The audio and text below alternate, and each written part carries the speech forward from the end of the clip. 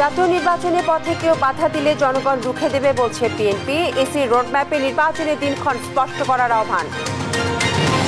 ফেব্রুয়ারিতেই vote হওয়া উচিত মন্তব্য বদিউল আলমের। জনগণ নির্বাচনমুখী হলে কেউ ঠেকাতে পারবে না বললেন স্বরাষ্ট্র উপদেষ্টা। পিআর পদ্ধতিতে নির্বাচন চায় জনগণ বলছে জামায়াত। লেভেল প্লেইং ফিল্ড থাকলে ভোটে অংশ নেওয়ার ঘোষণা জাতীয় পার্টি একাংশের। যৌথ বাহিনীর অভিযানে রাজশাহীর ডক্টরস ইংলিশ কোচিং এর পরিচালক অনিন্দ সহ আটক ৩। বিপুল পরিমাণ অস্ত্র এবং গোলাবারুদ উদ্ধার। সিলেটের বাসাবাড়িতেও মিলছে লুট হওয়া পাথর। আরও 2,30,000 ঘনফুট সাদা পাথর উদ্ধার। জড়িতদের বিরুদ্ধে ব্যবস্থার ঘোষণা। বর্ণিল আয়োজনে দেশ জুড়ে জন্মাষ্টমী উদযাপন। সর্বধর্মে মানুষের মধ্যে সম্প্রীতি সৌহার্দ্য বজায় রাখার অঙ্গীকার সেনাবাহিনী প্রধানের। এবং আলাস্কায় ট্রাম্প পুতিন নিষ্ফল বৈঠক। রুশ প্রেসিডেন্টকে বিজয়ী হিসেবে দেখছেন কেউ কেউ। সোমবার ওয়াশিংটন যাচ্ছেন জেলেনস্কি।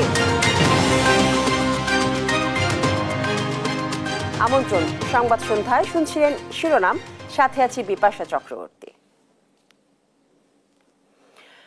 নির্বাচনী পথে যারাই বাধা দেবে জনগণ তাদের বিরুদ্ধে রুখে দাঁড়াবে বলে মন্তব্য করেছেন বিএনপি স্থায়ী কমিটির সদস্য সালাউদ্দিন আহমেদ। ফ্যাসিবাদ বিরোধী শক্তিকে জাতীয় শক্তিতে পরিণত করার তাগিদও দিয়েছেন তিনি। এদিকে রোডম্যাপ ঘোষণা করে নির্বাচনের দিনক্ষণের বিষয়টি ইসি স্পষ্ট করবে এমন প্রত্যাশা দলটির স্থায়ী কমিটির আরেক সদস্য ডক্টর আব্দুল মঈন খানের। সাইফুল রিপনের প্রতিবেদন। বিএনপি চেয়ারপারসন খালেদা জিয়ার ৮১তম জন্মদিন উপলক্ষে নয়াপল্টনে দলের কেন্দ্রীয় কার্যালয়ের নিচতলায় তার সুস্থতা ও দীর্ঘায়ু কামনায় দোয়া মাহফিলের আয়োজন করে জাতীয়তাবাদী যুবদল। পতিত আওয়ামী লীগ সরকার খালেদা জিয়াকে কারাবন্দী রেখে মেরে ফেলার চেষ্টা করলেও তিনি কারো সাথে আপোষ করেনি উল্লেখ করে নেতারা বলেন, যে কোনো ষড়যন্ত্র ঐক্যবদ্ধভাবে মোকাবেলা করতে হবে। নির্বাচনকে বানচাল করার জন্য আমাদের দেশের কয়েকটি রাজনৈতিক দল মিলে আন্তর্জাতিকভাবে আজকে নতুন করে চক্রান্ত করছে, ষড়যন্ত্র করছে।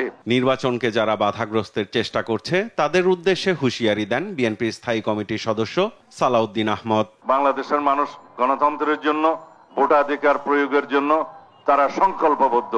এর বিপক্ষে যারাই দিবে নিয়ে কোন ধরনের বক্তব্য, যারাই বিভিন্ন রকমের কুযুক্তি উত্থাপন করে গণতন্ত্রের এই যাত্রাপথকে কণ্ঠকাত্তীর্ণ করতে চাইবে, তাদের বিরুদ্ধে বাংলাদেশের জনগণ রুখে দাঁড়াবে। এদিকে জাতীয় প্রেস ক্লাবে জুলাই আগস্ট গণ অভ্যুত্থান ও ফ্যাসিবাদ পতনের বর্ষপূর্তি উপলক্ষে অভ্যুত্থানের শহীদ ও আহত পরিবারের স্বজনদের হাতে আর্থিক সহায়তা তুলে দেন বিএনপির স্থায়ী কমিটির সদস্য আব্দুল মঈন খান। অনুষ্ঠানে যোগ দিয়ে এখনো ষড়যন্ত্র চলছে দাবি করে সবাইকে সচেতন থাকার আহ্বান জানান বিএনপির সিনিয়র যুগ্ম মহাসচিব রুহুল কবির রিজভী। শেখ হাসিনার পালিয়ে গেলেও তার ভূত, তার আত্মারা আবার নতুন করে নতুন কায়দায়, নতুন চেতনায় তারাই তো আবার ভর করেছে। এইটার জন্য তো ছেলেরা জীবন দেয়নি। আমরা সেই গণতন্ত্র চেয়েছি যে গণতন্ত্রে প্রকৃত এদেশের ভোটাররা ভোট দিয়ে যাকে ইচ্ছা তাকে রাষ্ট্র ক্ষমতায় বসাবে। পরে প্রধান অতিথির বক্তব্যে নির্বাচন নিয়ে কথা বলেন ডক্টর আব্দুল মঈন খান।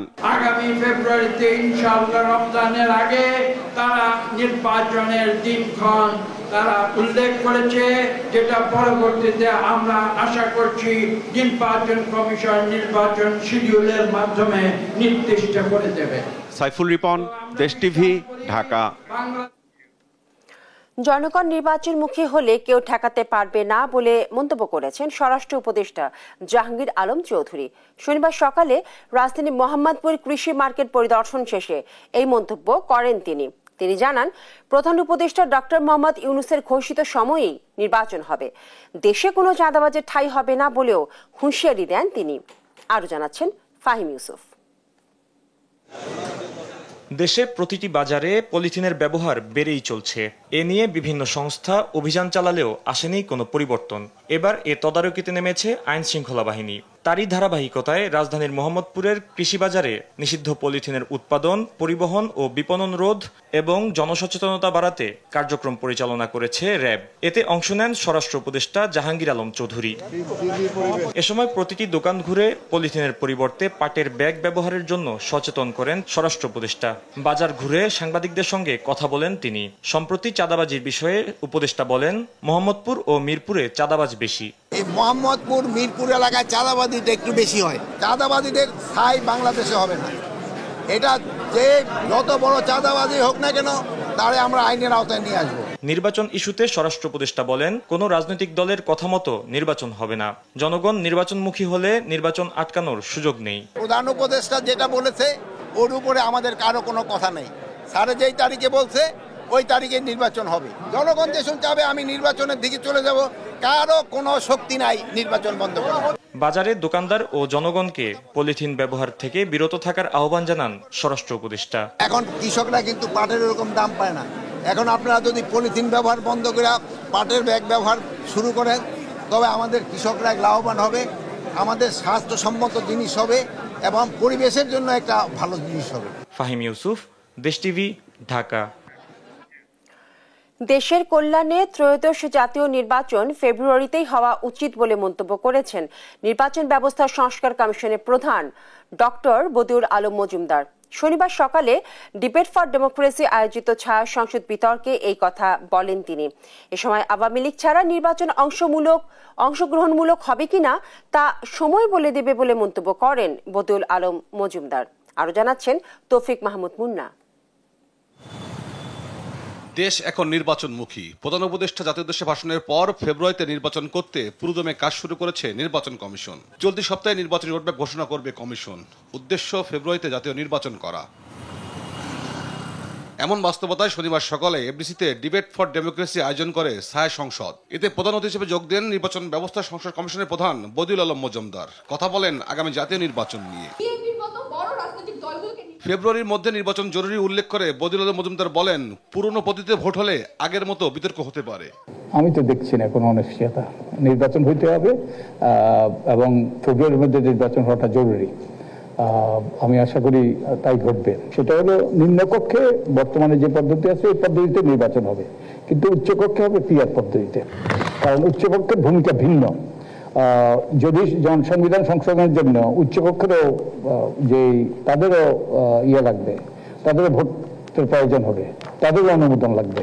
আওয়ামী লীগ নির্বাচনে অংশ নেওয়ার বিষয়টি আইনি প্রক্রিয়ার সমাধান হবে জানিয়ে তিনি বলেন, সময় বলে দেবে আওয়ামী লীগ ছাড়া নির্বাচন অংশগ্রহণমূলক হবে কিনা। সরকার আওয়ামী লীগের কার্যক্রম স্থগিত করেছে এবং নির্বাচন কমিশন তাদের যে সিম্বল, তাদের যে প্রতীক সেটা স্থগিত করেছে। এখন এই সিদ্ধান্ত আমি আশা করি আইনি প্রক্রিয়ায় এটা শুরু হবে এবং আওয়ামী লীগ নির্বাচন করতে পারবে কি পারবে না সেটা আইনি প্রক্রিয়া শুরু হবে এবং তার প্রেক্ষিতে সরকার এবং নির্বাচন কমিশন সেই সিদ্ধান্ত নেবে। আমি আশা করি তারা সঠিক সিদ্ধান্ত নেবে, সেটা সময় বলে দেবে। তারা যদি যে আইনি প্রক্রিয়া কি সিদ্ধান্ত হয় তার প্রেক্ষিতে এটা সেই মতামত দেওয়া যাবে। তিনি আরো বলেন, আগামী জাতীয় নির্বাচন সুষ্ঠু করতে সবকিছুই করতে পারে নির্বাচন কমিশন। যে এজিস্ট্যান্ট রিটার্নিং অফিসার হয়। তৌফিক মাহমুদ মুন্না, দেশ টিভি, ঢাকা। আগামী সংসদ নির্বাচন পিআর পদ্ধতিতে অনুষ্ঠিত হবে এবং দেশের জনগণ তা গ্রহণ করবে বলে মন্তব্য করেছেন জামায়াতের সেক্রেটারি জেনারেল অধ্যাপক মিয়া গোলাম পরওয়ার। শনিবার নড়াইল জেলা জামায়াতের লিডারশিপ প্রশিক্ষণ উদ্বোধন অনুষ্ঠানে একথা বলেন তিনি জানান, পিআর পদ্ধতি নতুন নয়। বিশ্বে যতগুলো নির্বাচন পদ্ধতি আছে তার মধ্যে পিআর সবচেয়ে গ্রহণযোগ্য এবং নিরপেক্ষ। তাই জামায়াতে ইসলামী এই পদ্ধতি চাইছে। এটি ৯১টি দেশে চালু আছে বলেও জানান তিনি।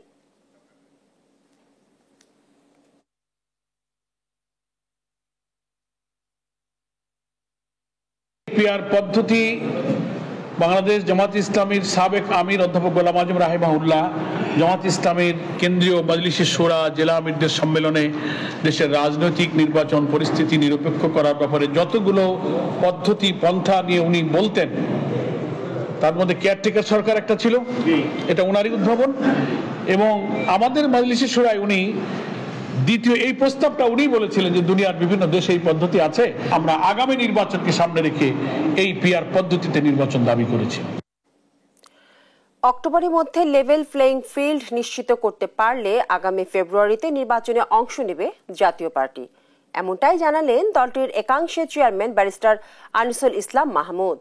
শনিবার রাজধানী গুলশানে সংবাদ সম্মেলনে তিনি আরো বলেন, সুষ্ঠু নির্বাচন করতে বিচার বিভাগ এবং আইন শৃঙ্খলা বাহিনীকে শক্তিশালী করতে হবে। এ সময় গণমাধ্যমের স্বাধীনতা নিশ্চিতের মাধ্যমে গণতন্ত্রকে শক্তিশালী করার কথাও জানান আনিসুল ইসলাম মাহমুদ। আর জাতীয় পার্টির সার্বিক পরিস্থিতি নিয়ে দলের সাবেক মহাসচিব মুজিবুল হক চুন্নু বলেন, গঠনতন্ত্র অনুযায়ী নতুন কাউন্সিল হয়েছে, তাই বেআইনিভাবে দলটির পার্টি অফিস ব্যবহার করায় জিএম কাদেরকে দ্রুতই লিগ্যাল নোটিশ দেওয়া হবে। আপনারা একদিকে বিচার বিভাগকে শক্তিশালী করেন এবং সেখানে যেন কোনো অন্যায় না হয়, কোনো একপেশী ভাবে যেন বিচার না হয়, সেটা নিশ্চিত করতে হবে। মিডিয়া শক্তিশালী না হলে এই দেশে গণতন্ত্র প্রতিষ্ঠিত কোনোদিন হবে না।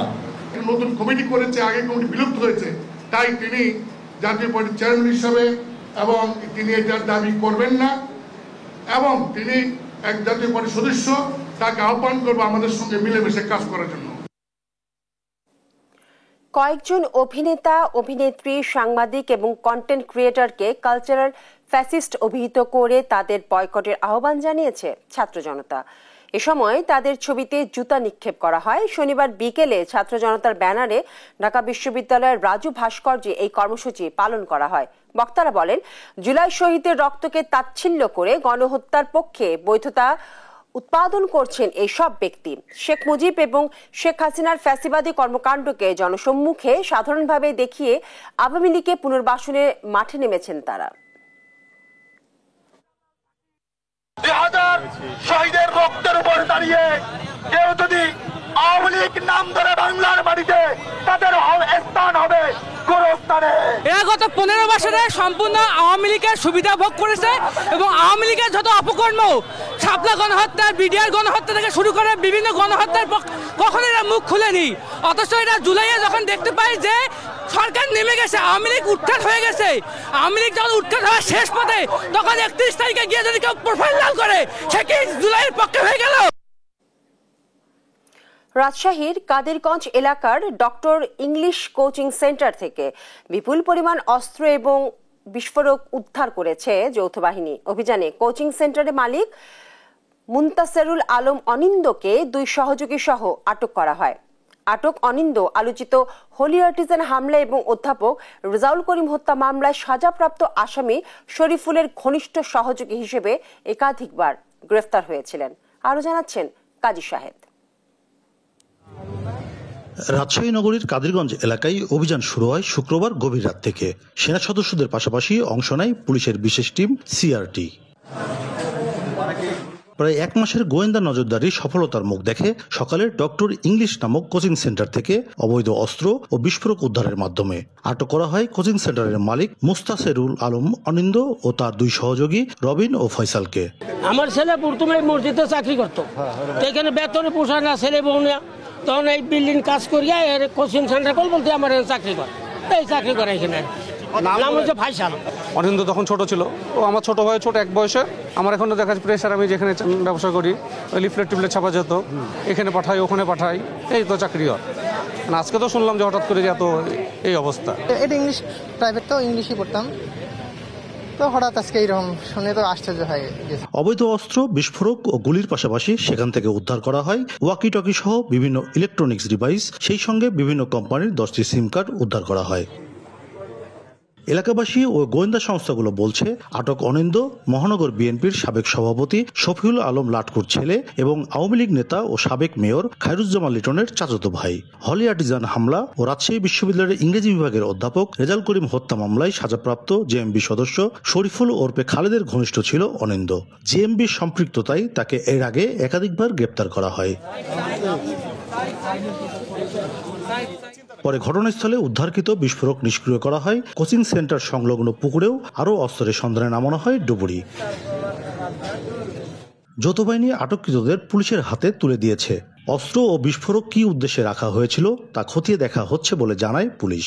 আটককৃতদেরকে বোয়ালি থানায় হস্তান্তর করা হয়েছে। আমরা এখানে যদি অস্ত্র পাওয়া গেছে, বিস্ফোরক পাওয়া গেছে, সে আইনে তাদের বিরুদ্ধে মামলা রুজু হবে। পাশাপাশি যাদেরকে আটক করছে এদের অনেকে কিন্তু আবার বৈষম্য বিরোধী আন্দোলনের সাথে, আন্দোলনের ছাত্রদের বিপক্ষে তাদের অবস্থান ছিল, সেটাও আমরা কিছু তথ্য পেয়েছি। তো সেই মামলাগুলোতে যেখানে তাদের সংশ্লিষ্টতা আছে সেখানেও তাদেরকে গ্রেপ্তার দেখানো হবে। আইন শৃঙ্খলা রক্ষায় কোনো ছাড় দেওয়া হবে না বলে জানিয়েছেন সংশ্লিষ্টরা। কাজী শাহেদ, দেশ টিভি, রাজশাহী। সিলেট সদর উপজেলা থেকে ২.৫ লাখ ঘনফুটের বেশি সাদা পাথর জব্দ করেছে উপজেলা প্রশাসন। শনিবার সকাল 10টা থেকে বেলা 2:30টা পর্যন্ত যৌথ বাহিনীর আলাদা অভিযানে এসব পাথর উদ্ধার করা হয়। জড়িতদের বিরুদ্ধে আইনানুগ ব্যবস্থা নেওয়া হবে বলে জানিয়েছে উপজেলা প্রশাসন। খালেদ আহমেদের তথ্য এবং ছবিতে জানাচ্ছেন আব্দুল্লাহ আল মারুফ। সাদা পাথর সহ সিলেটের বিভিন্ন এলাকা থেকে অবৈধভাবে লুট করা পাথর উদ্ধারে যৌথ বাহিনী গেল বুধবার রাত থেকে বিভিন্ন স্থানে অভিযানে নামে। এরই অংশ হিসেবে শনিবার চতুর্থ দিনের মতো সদর উপজেলার ধোপাগুল ও মহালদিক এলাকায় অভিযান চলে। অভিযানে ধোপাগুল এলাকায় প্রায় 1,30,000 ঘনফুট ও মহালদিক এলাকায় আরও প্রায় 1,30,000 ঘনফুট পাথর উদ্ধার করা হয়। ক্রাশার মেশিনের সামনে স্তূপাকারে এসব পাথর ছিল। এর বাইরে বিভিন্ন রাস্তা ও বাড়ির পাশে মাটি ও বালু দিয়েও এসব পাথর ঢেকে রাখা হয়েছিল। কেউ কেউ ত্রিপল দিয়েও এসব পাথর ঢেকে রেখেছিলেন। উপজেলা প্রশাসন জানায় আরো কিছু স্থানে পাথর লুকিয়ে রাখা হয়েছে বলে খবর রয়েছে। সেসব উদ্ধারেও অভিযান চলবে। 2.5 লক্ষ প্রায় হবে, যেটা হলো ধুপাগুলেরটা থেকে ওইটার সাথে কম্পেয়ার করে বুঝতে পারছি। আটক কাউকে করি নাই, তবে হলো যেসব বাড়িতে আমরা পাইছি তাদের আমরা মালিকের নাম সংগ্রহ করছি, তাদের বিরুদ্ধে আমরা মামলা দিব। এদিকে ভোলাগঞ্জ পাথর কেয়ারি থেকে পাথর লুট ও চুরির ঘটনায় অজ্ঞাতনামা 1,500 জনকে আসামি করে কোম্পানিগঞ্জ থানায় মামলা করা হয়েছে। খনিজ সম্পদ উন্নয়ন ব্যুরোর মহাপরিচালক মোহাম্মদ আনোয়ারুল হাবিব বাদী হয়ে মামলা করেন। পাথর চুরির মূল হোতাদের এখনো চিহ্নিত করতে না পারে ক্ষোভ জানিয়েছেন সচেতন মহল। সারা দেশে যখন বিষয়টা ভাইরাল হয়েছে তখন দেখা যাচ্ছে যে 2-1 জনকে ধরা হচ্ছে, তাও আমরা যেটা জানছি যে মূল আসামিদের আড়াল করতে ভিন্ন একটি মামলার একজন আসামিকে অ্যারেস্ট করে সেটি প্রচার করা হয়েছে যে আসামি ধরা হয়েছে বা লুটপাটকারী ধরা হয়েছে। সাদা পাথরকে ধ্বংস করার পিছনে একটা বড় চক্র রয়েছে, এদেরকে ধরে দৃষ্টান্তমূলক শাস্তি দেওয়া জরুরি। আমরা লক্ষ্য করছি যে প্রকৃত যারা এই ঘটনায় জড়িত তাদেরকে এখন পর্যন্ত আইনের আওতায় আনা হচ্ছে না বা তাদেরকে গ্রেফতার করা হচ্ছে না। গত 1 বছর ধরে পাথর লুটপাট হলেও স্থানীয় প্রশাসন ছিল নির্বিকার। আব্দুল্লাহ আল মারুফ, নিউজ ডেস্ক, দেশ টিভি। জুলাই গণ অভ্যুত্থানে যোদ্ধাদের নিরাপত্তার জন্য নতুন সংবিধান প্রয়োজন বলে মন্তব্য করেছেন এনসিপির মুখ্য সমন্বয়ক নাসির উদ্দিন পাটোয়ারি। জুলাই সনদ নিয়ে সরকার জনগণের সঙ্গে টালবাহানা করছে বলেও অভিযোগ করেন তিনি। শনিবার রাজধানীর বাংলা মোটরে দলটির অস্থায়ী কেন্দ্রীয় কার্যালয়ে আয়োজিত জুলাই সনদ বাস্তবায়নে গণপরিষদ নির্বাচন শীর্ষক আলোচনা সভায় একথা বলেন তিনি। আর দলটির দক্ষিণাঞ্চলের মুখ্য সংগঠক হাসনাত আব্দুল্লাহ বলেন, যেসব কারণে 5 অগস্ট ফ্যাসিস্ট সরকারের পতন হয়েছে তা বিদ্যমান থাকলে আরেকটি গণ অভ্যুত্থান ঘটবে। নির্বাচন নিয়ে এনসিপি কোনো আপত্তি নেই জানিয়ে তিনি বলেন, রুলস অফ গেম চেঞ্জের নির্বাচন হতে হবে, এজন্য গণপরিষদ নির্বাচন জরুরি। চায়ের দোকান, প্রেসিডেন্ট হাউস, ক্যান্টনমেন্ট, সব জায়গায় দিন রাত মিটিং চলছে যে বাংলাদেশের বর্তমান যে সংকট আছে সেই সংকট থেকে কিভাবে মুক্তি পাওয়া যায়। বাংলাদেশে যদি সংকট নিরসন করতে হয় তাহলে এটার একমাত্র সমাধান গণপরিষদ নির্বাচন। বর্ণিল আয়োজনে দেশ জুড়ে চলছে শ্রীকৃষ্ণের শুভ জন্মাষ্টমী উদযাপন। সকালে রাজধানীর ঢাকেশ্বরী মন্দিরে চণ্ডীপাঠ এবং গীতাযজ্ঞের মধ্য দিয়ে শুরু হয় আনুষ্ঠানিকতা। বিকেলে জন্মাষ্টমীর শোভাযাত্রা উদ্বোধন করেন সেনাপ্রধান। এ সময় সম্প্রীতি এবং সৌহার্দ্য বজায় রেখে দেশকে এগিয়ে নেওয়ার প্রত্যয় জানান সেনাবাহিনীর প্রধান জেনারেল ওয়াকারুজ্জামান। আলিমুজ্জামান সাফওয়ানের রিপোর্ট। দুষ্টের দমন ও শিষ্টের লালন করতে পৃথিবীতে আবির্ভূত হয়েছিলেন ভগবান শ্রীকৃষ্ণ। সনাতন ধর্মাবলম্বীদের এই বিশ্বাসকে কেন্দ্র করে শ্রীকৃষ্ণের জন্মতিথিতে শনিবার সারা দেশে উদযাপিত হয় শুভ জন্মাষ্টমী। সকালে ঢাকেশ্বরী মন্দিরে চণ্ডীপাঠ ও গীতাযজ্ঞ হয়। ভক্তরা বলছেন, পাশবিক শক্তি যখন সত্যসুন্দরকে গ্রাস করতে উদ্যত হয়েছিল তখন মানব কল্যাণে জন্ম নেন শ্রীকৃষ্ণ। দুপুরে পলাশীর মোড়ে জন্মাষ্টমীর শোভাযাত্রা উদ্বোধন করেন 3 বাহিনীর প্রধান। এ সময় সেনাপ্রধান বলেন, সম্প্রীতি ও সৌহার্দ্য বজায় রেখে দেশকে এগিয়ে নিতে জনগণের পাশে থাকবে সশস্ত্র বাহিনী। আজকের এই দিনে আমাদের অঙ্গীকার হবে সেই সম্প্রীতি, সেই সৌহার্দ্যপূর্ণ পরিবেশ আমরা সবসময় বজায় রাখব এবং আমরা একসাথে এই দেশ সবার, এই দেশে আমরা শান্তিতে সুন্দরভাবে সবাই বসবাস করব। সুখী ও সমৃদ্ধশালী দেশ গড়তে সবাইকে ঐক্যবদ্ধ থাকার আহ্বান জানান বিমান ও নৌবাহিনীর প্রধান। আসুন আমরা আজ প্রতিজ্ঞা করি, আমরা অন্যায়ের বিরুদ্ধে আপোষ করব না, দুর্বল ও অসহায়ের পাশে থাকব, আর পারস্পরিক ভালোবাসা ও সহনশীলতার মাধ্যমে আমাদের দেশকে আরও শক্তিশালী করে তুলব। আমি নিশ্চিত আজকের এই মিলন মেলা আগামী দিনে দেশমাতৃকার উন্নতি, সমৃদ্ধি ও সার্বিক কল্যাণে গুরুত্বপূর্ণ অবদান রাখবে এবং আমাদের সামাজিক বন্ধনকে আরও সুদৃঢ় করবে। পলাশীর মোড় থেকে শুরু হওয়া জন্মাষ্টমী শোভাযাত্রা ঢাকার বিভিন্ন সড়ক ঘুরে বাহাদুর শাহ পার্কে গিয়ে শেষ হয়। আলিমুজ্জামান সাফওয়ান, দেশ টিভি, ঢাকা।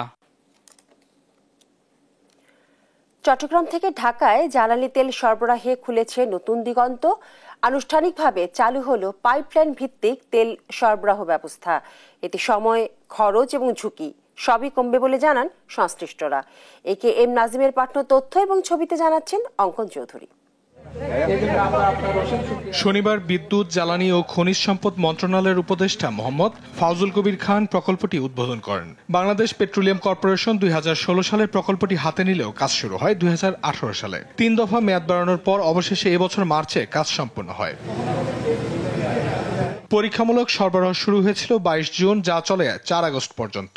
এ সময় পাইপলাইনের মধ্যে ঢাকা পৌঁছায় প্রায় 4,82,00,000 লিটার ডিজেল। এ প্রকল্প চালু হলে বছরে 27 লাখ টন ডিজেল চট্টগ্রাম থেকে ঢাকায় সরবরাহ করা সম্ভব হবে এবং নৌ ও সড়ক পথের তুলনায় খরচ উল্লেখযোগ্যভাবে কমবে বলে আশা করছে বিপিসি। যেটি আমরা ট্র্যাডিশনাল ওয়েতে এতদিন করতাম, ওয়েল ট্যাঙ্কারের মাধ্যমে চট্টগ্রাম থেকে ঢাকাতে এই নদী, বিভিন্ন নদী পার হয়ে যেত, নানা ধরনের সমস্যা হতো, পরিবেশ দূষণ হতো, অপচয় হতো, সেটি দূর করে আজকে আধুনিক পদ্ধতি অর্থাৎ পাইপলাইনে একটা সিঙ্গেল পাম্প এখান থেকে পাম্প করা হবে, গোদনাইলে তেলটি পৌঁছে যাবে। প্রকল্পের হিসাবে দেখা গেছে বছরের সাশ্রয় হবে প্রায় 236 কোটি টাকা। পরিচালনা ব্যয় বাদ দিয়ে মাত্র 16 বছরের মধ্যে উঠে আসবে প্রকল্পের পুরো খরচ। যদি আমরা টেকনোলজিক্যাল প্রোগ্রেসকে এমব্রেস করতে পারি, তাহলে কিন্তু আমাদের এই যে বিপুল জনসংখ্যা আর জন্য গ্রোথ, এটা অ্যাচিভ করা এটা খুব একটা সহজ কাজ নয়, সেই কাজটা সম্ভব হবে। বিশেষজ্ঞরা বলছে জ্বালানি খাতে এ উদ্যোগ সময়োপযোগী ও ব্যয় সাশ্রয়ী। পাইপলাইন ভিত্তিক তেল সরবরাহ কেবল খরচ কমাবে না, নিরাপদ জ্বালানি পরিবহনেও যোগ করবে নতুন মাত্রা।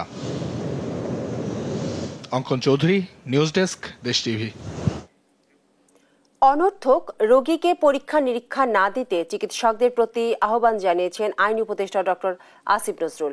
শনিবার দুপুরে Bangladesh private hospital clinic and diagnostic মালিক সমিতির অনুষ্ঠানে তিনি এই আহ্বান জানান। তিনি বলেন, মানুষ ভারত, থাইল্যান্ডে চিকিৎসা নিতে চায় না, আর সঠিক চিকিৎসা সেবা দেওয়ার সক্ষমতা দেশের চিকিৎসকদের মধ্যে রয়েছে। আরো জানাচ্ছেন ফাহিম ইউসুফ। রাজধানীর মিন্টু রোডে শহীদ আবু সাইদ আন্তর্জাতিক কনভেনশন সেন্টারে অনুষ্ঠিত হয় বেসরকারি হাসপাতাল, ক্লিনিক এবং ডায়াগনস্টিক মালিক সমিতির নবনির্বাচিত কার্যনির্বাহী কমিটির অভিষেক ও বার্ষিক সাধারণ সভা। শনিবার সকালে সভায় অংশ নিয়ে আইন উপদেষ্টা আসিফ নজরুল বলেন, সেবার মান উন্নয়নে প্রাইভেট হাসপাতালে মুনাফার 10% পুনর্বিনিয়োগ করলে একসময় বিদেশি রোগীও বাংলাদেশে চিকিৎসা নিতে আসবে।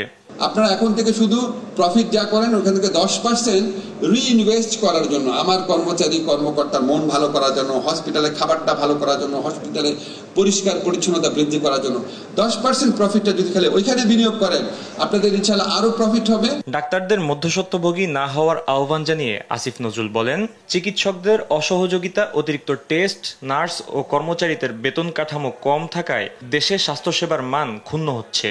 ডাক্তাররা এই দেশে বড় বড় হসপিটাল ডাক্তাররা কি ওষুধ কোম্পানির মধ্যস্বত্বভোগী? কোন জায়গায় নামান আপনারা নিজেদেরকে? ভারত, ব্যাংকক এসব জায়গায় মানুষ যেতে চায় না। আপনাদের দেওয়ার ক্যাপাবিলিটি আছে, আপনারা এটা করোনাকালে প্রমাণ করেছেন। এখনই সচেতন না হলে $5 বিলিয়ন বাজার হাতছাড়া হওয়ার আশঙ্কাও জানান আইন উপদেষ্টা। ফাহিম ইউসুফ, দেশ টিভি, ঢাকা। নদ নদীর পানি বেড়ে যাওয়ায় সিরাজগঞ্জের নিম্নাঞ্চল প্লাবিত এবং মুন্সিগঞ্জে নদী ভাঙন দেখা দিয়েছে। এতে আতঙ্কে দিন কাটাচ্ছে হাজারো মানুষ।